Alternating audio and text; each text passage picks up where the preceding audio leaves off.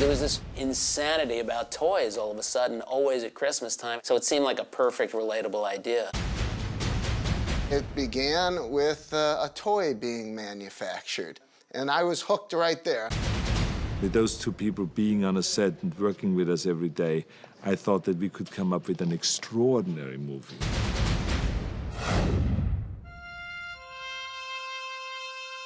It's hard to believe that everything my father used to yell at me about, sitting around reading comic books, watching TV, would lead to a pretty decent career.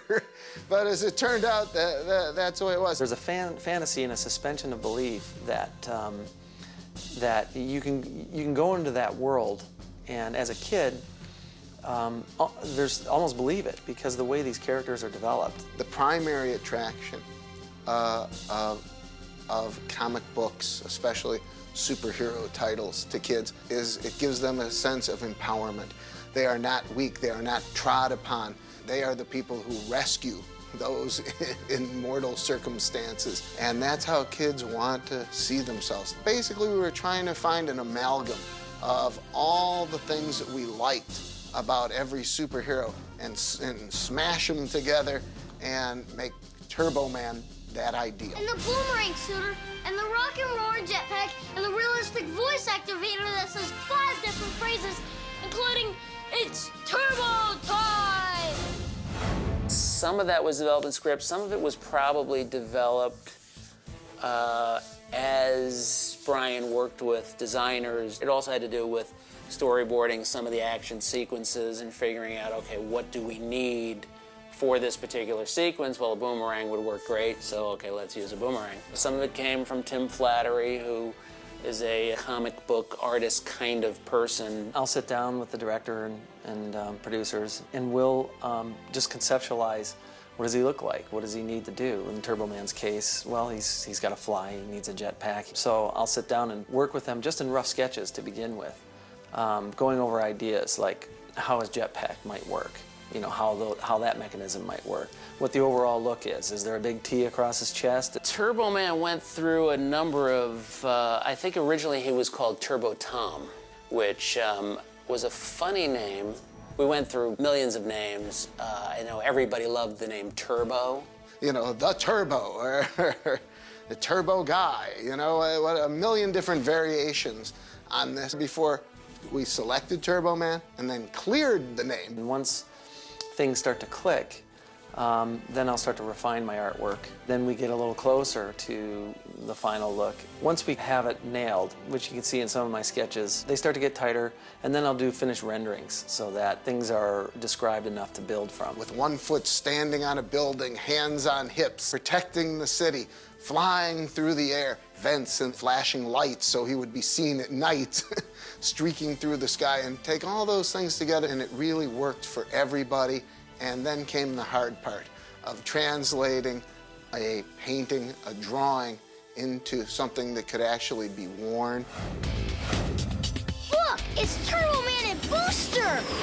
Turbo Man is a Turbo Man show, and Turbo Man was a guy called Dan Reardon, who looks nothing like Arnold and is much taller and leaner. So we also had to do a whole separate suit for Dan.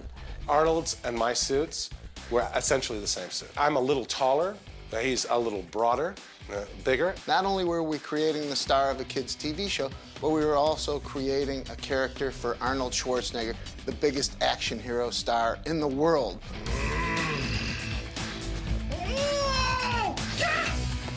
And so there were so many different design considerations. The most important, that he be an iconic-looking superhero and that he's identified immediately as a great superhero. We kind of thought, well, we'll just take like a tight body stocking and we'll just put it on him, because he still had an incredible body.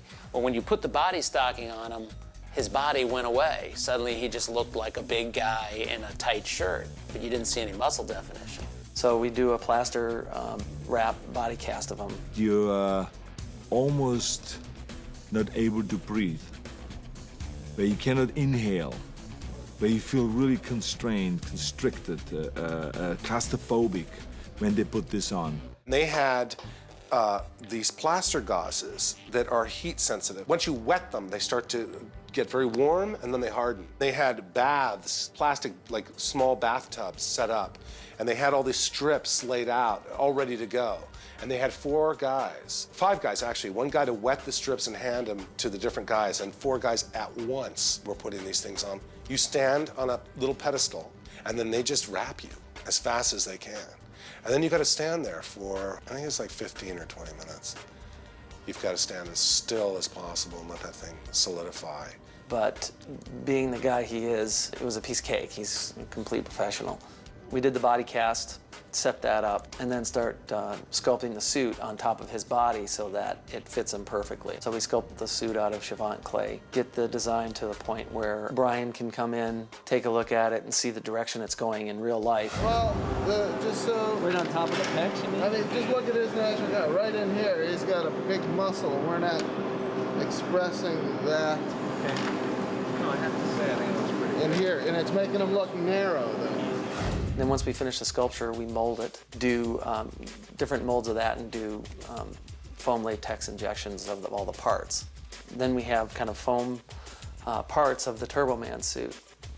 And from there, a bodysuit's sewn up over Arnold's body again and put back on his body cast. That all gets embedded into the spandex. It was a little goofy in the beginning, but when Arnold got into that suit, you know, he's the ultimate superhero without a suit.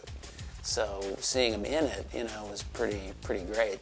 Oh, I thought it was beautiful. I mean, it's a gorgeous suit, and you know, as usual, all this attention was paid to like comic book details. Tim Flattery, who guided this from concept to finished product every step of the way. And I remember the first time that we brought a finished suit. Brian was so busy; he's in the middle of shooting a movie. I had no, you know, we had 2 seconds to talk. And then they wrapped out, and I went back to my hotel room. I was leaving the next day, and he called me. And he said, "That's the best suit I've ever seen in any movie." And to hear that, you know, it was like, that made the world right. And I was ready to spend the 3 months shooting it. Ready and action.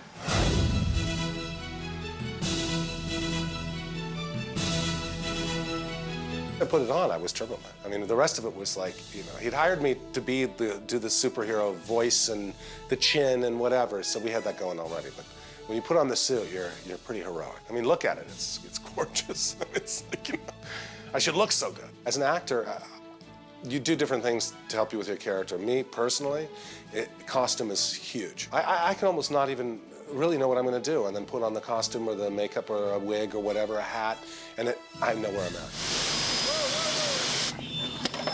Drop your weapons and release the first family, you twisted madman! Who are you? Are you the guy? Huh? Oh, thank God. Hey, we got him, people!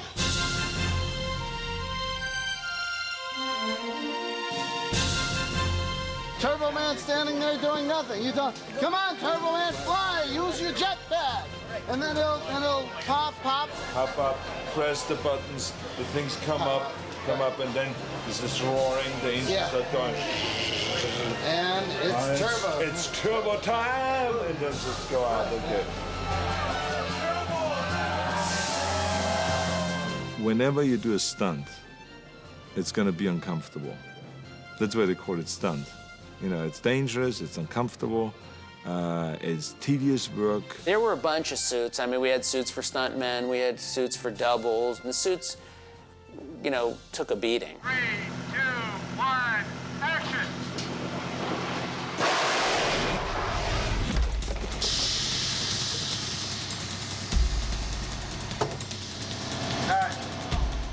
So I had to design the suit to be shot practically. So everything had to work on it. Once the jetpack was designed, that had to be designed where it could deploy itself, actually had working flames that came out of it.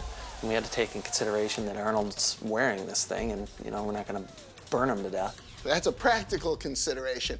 And also, where does the jets emit from? And so we came up with the fact that this engages. On the wrist gauntlets, the controllers for the jetpack were telescoping. So they would be hidden inside the gauntlet, and when you hit the button, they would telescope out into perfect position right into the palm of his hand. And he presses a button, and whoosh, They open up and they fire on all 4 cylinders here, and it's up, up, and away. And the flames would ignite at different levels. And bright enough to see on film and powerful enough to look like they have thrust. It's amazing how fast those things go. I love it. This is really fun. I have a special delivery for you. Huh? Ha!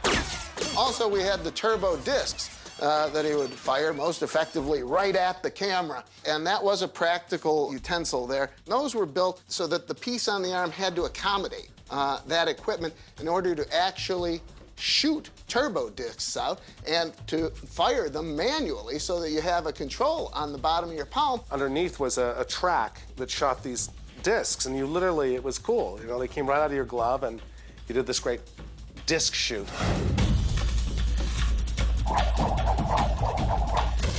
The turbo ring he would pull out, and Tim Flattery designed it so that it would open up on a spring and be ready to throw. That was just a simple mechanism on a hinge that he pulled out, and he would just hold it on one side and flick it open, which is kind of funny because we went through a couple of them on set. When the time came where he had to use a turbo ring, the first time he grabbed it, it kind of, you know, he opened it up and it would just break in half and it ended up hitting the ground. We went through a few of those before we got it to work.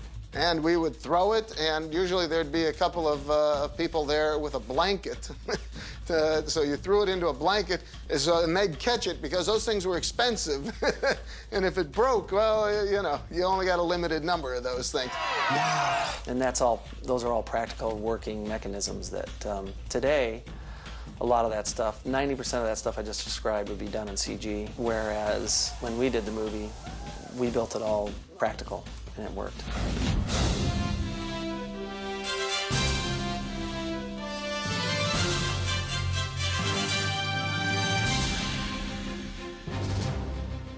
A big consideration was being able to incorporate a flight harness on him. And that often involved old-fashioned ways. The best way to have someone fly is to put them in a flying rig, meaning that underneath their wardrobe, that they're wearing a harness with picks so you can put wires, sometimes as thin as piano wires, and suspend them from cranes, and then hang them off travelers so that they can move across at a certain speed. And this is not easy, and it's dangerous. I got that feeling when I noticed that every time we did flying work, there was an ambulance present.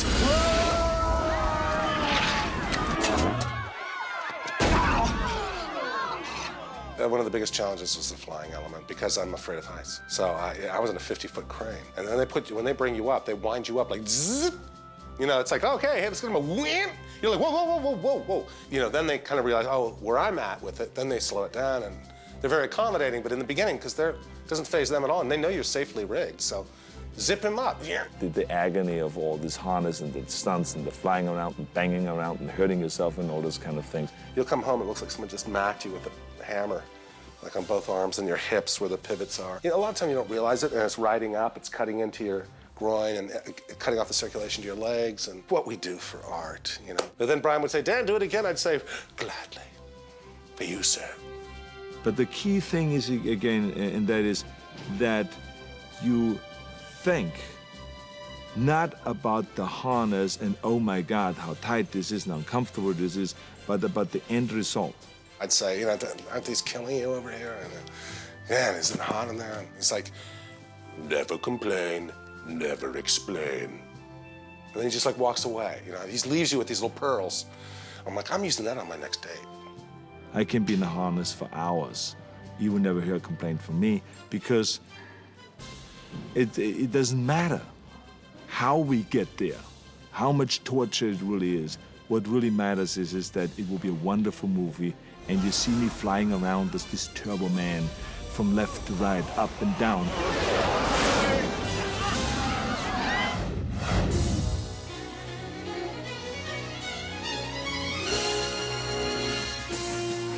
What the movie was about, that you don't want to fail your kids. You want to be a hero for them. And that is what made the transformation of Howard Langston into Turbo Man and finally becoming a hero to his son. That's what made it all work.